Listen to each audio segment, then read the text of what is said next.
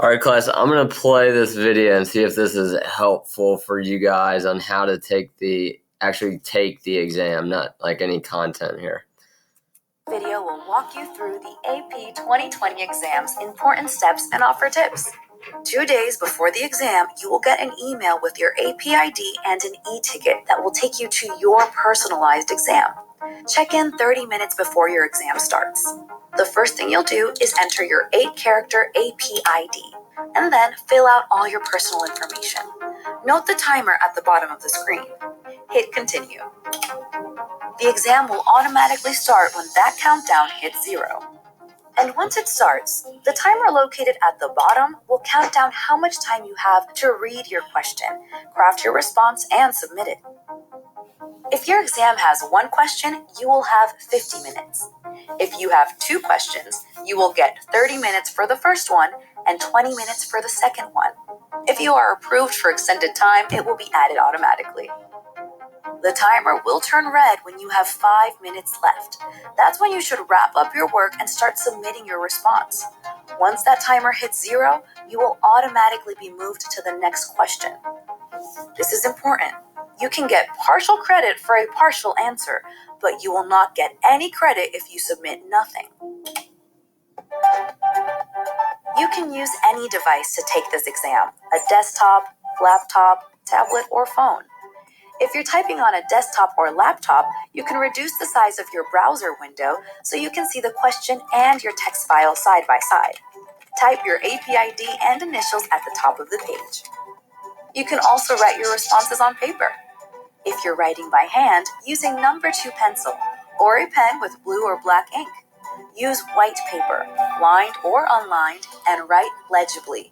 Print or cursive is fine.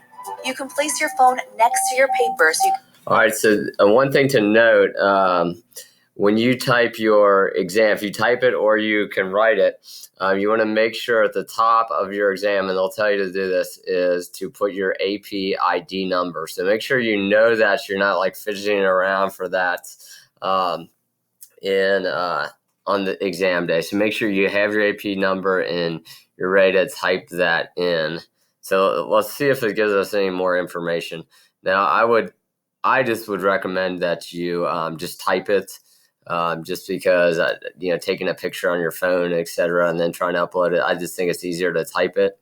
And then I'll give you, I will give you like areas or different places where you can type it, like a Google Doc or etc. If they give you a window to type in. You can keep an eye on your time. Be sure you put your AP ID and initials at the top of the page. If you use more than 1 piece of paper, number each page in order. For most AP exams, there are 3 ways to submit work. You can attach a text file typed in another application. You can paste a response typed in another application. Or you can attach photos of work you wrote by hand. Let's walk through each option. To attach a typed response, click Attach Response with Attach Text File. You can browse for a file. Once you hit Submit, you cannot go back to that question, so make sure you're ready to move on before you hit Submit. If you choose to copy and paste your work, click on Paste Response. Copy your response and paste it into the box. That might be your best option to just work in a Google Doc and then copy and paste. And one thing you can do, I believe you're allowed to do this. I'm just going to double check. You could have a Google Doc open, and you could have your AP ID and then your initials right underneath your AP ID. So like when you start typing, you don't have to worry about that. So that might be an option. I would recommend doing like a Google Doc because it saves everything automatically compared to like a Microsoft Word or any other application. But at least every time I've always worked with Google, it will save things. Even if you make changes, it will keep going back. Like if you made a change and then all of a sudden you deleted everything, if you hit the back button or the undo button, you keep hitting that will bring back what you need. So I would probably recommend the copy and paste method here. So we'll continue to see what they say. Review it to make sure it has everything you want to submit and is formatted correctly. Once you have checked the pasted copy, And just again, when you do, you want to definitely make sure, don't like just rely on technology always to make the right decision. Just go and see that everything you copied is in there. The last thing you want to do is only copy like a half of your response. You want to make sure everything from the top to bottom is in there. Hit submit. If you're attaching a handwritten response, tap Attach Response. Tap Attach a Photo.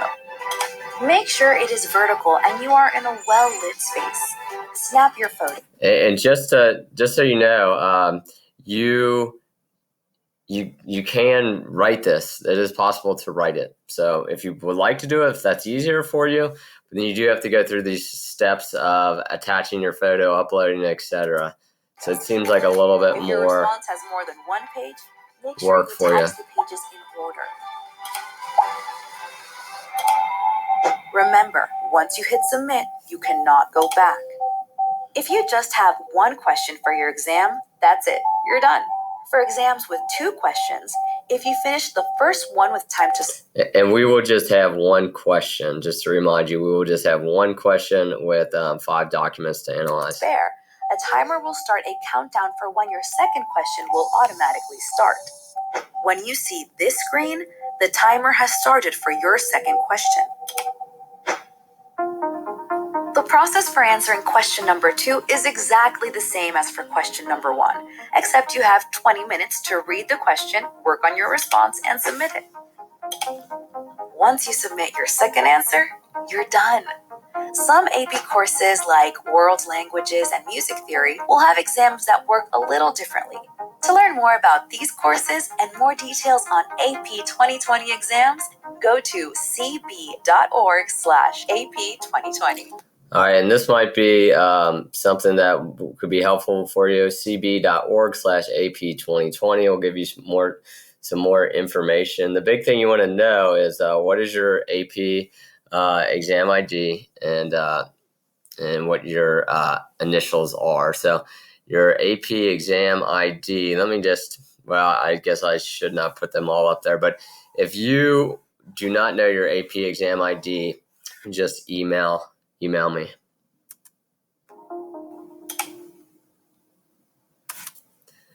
Okay, I'm going to stop it here.